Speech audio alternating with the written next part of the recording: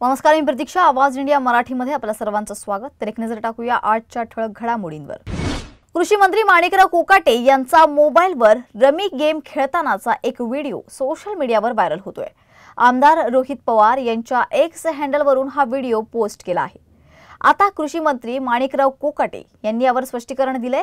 मी खालच्या सभागृहात नेमकं काय चाललं आहे ते यूट्यूबवर पाहण्यासाठी फोन सुरू केला होता, पण त्यावर कोणीतरी हा गेम डाउनलोड केला होता. ती जाहिरात, तो गेम स्किप करत होतो तेव्हा कोणीतरी तो व्हिडिओ काढला असेल. मी काय चोरी केलेली नाही किंवा शेतकऱ्याविरोधात भाष्य केलं आहे किंवा अजून काही केलेलं आहे असं नाही. मी ते स्किप करत होतो तेव्हा हे घडलं. अशा प्रकारच्या जाहिराती येणं हे अपरिहार्य आहे. कोणत्या गोष्टीचे भांडवल करावं, कोणत्या गोष्टीचे भांडवल करू नये हे रोहित पवारांना कळायला हवं. उगाच ते स्वतःची करमणूक करून घेतायत असं माणिकराव कोकाटे यांनी यावेळी म्हटलंय. नाही, अजिबात नाही. कृषी विभागाला निधी पण भरपूर आहे आणि कृषी विभागाच्या योजना पण चांगल्या आहेत. तेव्हा रमी मी खेळतच नव्हतो. पहिली गोष्ट मी सांगितलंय की मी खालच्या हाऊसमध्ये काय चाललेलं आहे ते पाहण्यासाठी युट्यूबवर या ठिकाणी ऑन करायचा म्हणून फोन ऑन केला होता. परंतु त्याच्यावरती कुठेतरी डाउनलोड केला होता फोन, तो गेम. तो गेम मी स्किप करत असताना तेवढा वेळ तो व्हिडिओ आलेला असेल. संजय राऊत आणि मला त्याचा शोध घेण्यासारखं काही वाटत नाही. काय आज चोरीच काही केलेलं आहे किंवा मोठ्या प्रमाणात शेतकऱ्यांच्या विरोधात स्टेटमेंट केलेलं आहे किंवा असं काही वेळवाकडं पाप केलेलं आहे असं काय त्याच्यामध्ये, काय विशेष काय त्याच्यामध्ये. मी स्काईप करत असताना तो व्हिडिओ तुमच्या मोबाईलवर जाहिराती येत नाही का? तुमचा मोबाईल ऑन करा आणि युट्यूबला जा बरं. तुम्हाला जंगली रमी जाहिरात येत नाही का? जंगली रम्या जाहिरात येतात, गाण्याच्या जाहिरात येतात, कुठल्याही प्रकारच्या जाहिराती आज सोशल मीडियावर सुरू आहेत. त्यामुळे अशा प्रकारच्या जाहिराती येणं अपरिहार्य आहे. ते काय रोहित पवारच्या याच्यात येत नाही का? रोहित पवारच्या मोबाईलमध्ये येतात ना. कुठल्या गोष्टीचं भांडवल, कुठल्या गोष्टीचं भांडवल करू नये हे रोहित पवारांना कळलं पाहिजे. उगीच स्वतःची करमणूक करून घेतात, ते दुसरं काही नाहीये. पावसाळी अधिवेशनात शिवसेनेचे आमदार हेमंत पाटील यांनी दलित समाजाच्या विरोधात अपशब्द वापरल्याने दलित समाजात नाराजगी दिसून येते. हेमंत पाटील यांनी नेमकं काय म्हटलं होतं ते बघूया. नांदेड इथल्या शासकीय रुग्णालयामध्ये 43 बालकांचा मृत्यू झाला. त्यावेळेस मी संसद सदस्य होतो आणि अशा वेळेस हा मृत्यू झाल्यानंतर मी दवाखान्यामध्ये भेट द्यायला गेलो आणि भेट द्यायला गेल्यानंतर डीन बरोबर फिरत असताना मोठ्या प्रमाणामध्ये अस्वच्छता तिथं होती.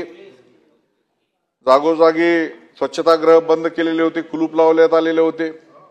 आणि अशा वेळेस मी त्यांना सांगितलं की देशाचे पंतप्रधान स्वच्छ भारत असावा यासाठी आग्रही असतात आणि चला आपण मिळून स्वच्छता करूया.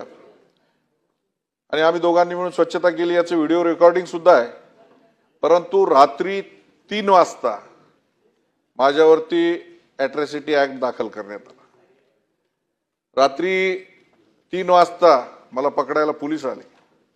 मी या देशाच्या सर्वोच्च सभागृहाचा सदस्य असताना, प्रिव्हिलेज असताना सुद्धा त्यावेळेस काही अर्बन नक्षलाइट्स असलेले लोक रात्री 3 वाजता पोलीस स्टेशनमध्ये जाऊन बसलेले होते. माझ्याकडं एक घटना घडली. लग्नाची वरात निघालेली होती. त्या बोंढारे म्हणून गाव आहे नांदेड तालुक्यामध्ये. वरातीमध्ये भांडणं झाले, चाकूनं मारामारी झाली. एक जण दलित समाजाचा त्याच्यामध्ये मृत्युमुखी पडला. घोड्यावर बसलेल्या नवरदेवाला माहित सुद्धा नाही काय झालं. आजपर्यंत तो नवरदेव तसा उचलला घोड्यावरून आणि आतमध्ये टाकला. अजून सुद्धा तो नवरदेव आतमध्ये आहे. अशा अनेक घटना शहरामध्ये होत आहेत. याचा गंभीरपणे विचार करणं अतिशय गरजेचं आहे. दलित समाजातल्या काही वाड्या वस्त्यांमध्ये, आदिवासी पाड्यांमध्ये हे लोक घुसत आहेत.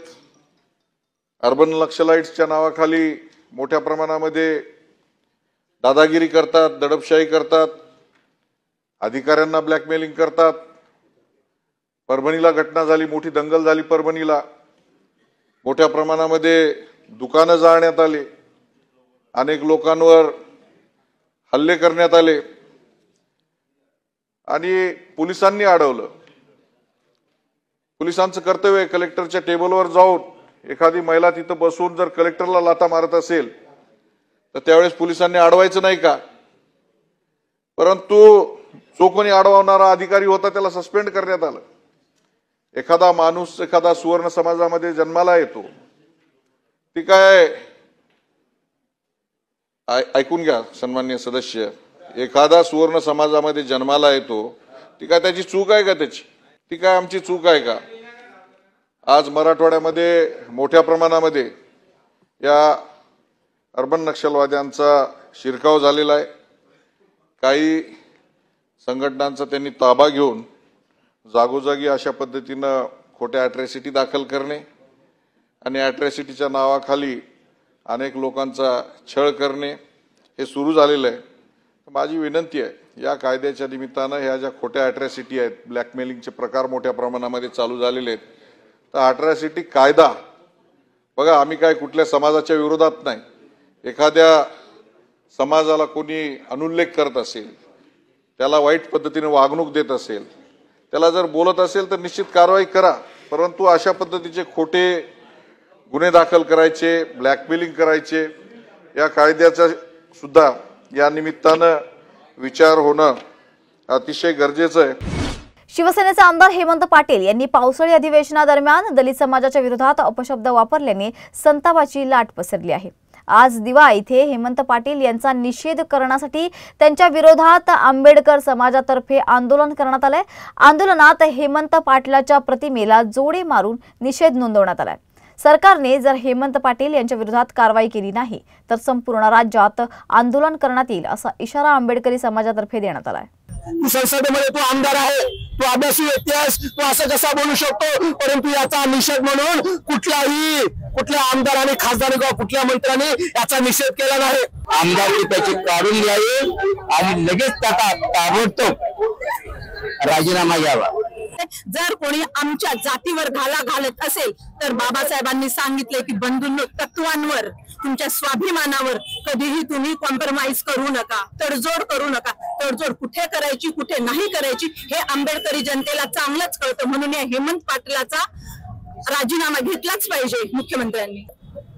आमदार हेमंत पाटील यांनी SC ST समाजाविषयी आणि अॅट्रॉसिटी ऍक्ट बद्दल जी काही गरज ओकलेली आहे, पावसाळी अधिवेशनामध्ये खरं तर लोकांच्या हिताचे प्रश्न मांडायचे सोडून बौद्ध समाजाबद्दल आणि SC ST या समाजाबद्दल जी काही गरज ओकलेली आहे त्याचा निषेध म्हणून आज अखिल आंबेडकरी समाज दिवा शहर यांच्या वतीनं इथं लाक्षणिक उपोषण चालू आहे, लाक्षणिक आंदोलन चालू आहे.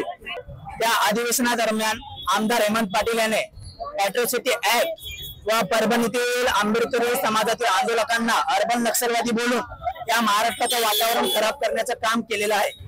या महाराष्ट्रभरात आज आमदार हेमंत पाटील यांच्या विरोधात निषेध आंदोलन चालू आहे. आमची मुख्यमंत्री यांना विनंती आहे, मुख्यमंत्री फार संवेदनशील आहेत आपले, त्यांना आमची नम्र विनंती आहे की या जातीवादी आमदारामुळे महाराष्ट्राचं वातावरण गढूळ होत आहे.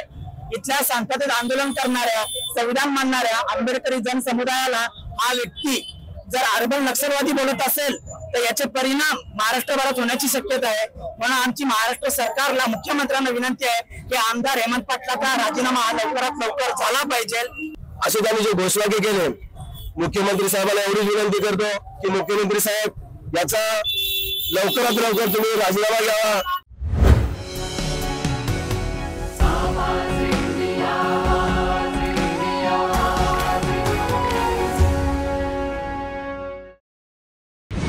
बॉलिवूडमध्ये डॉन सारखा सर्वात गाजलेला सिनेमा बनवणारे दिग्दर्शक चंद्र बरोट यांचं निधन झालंय.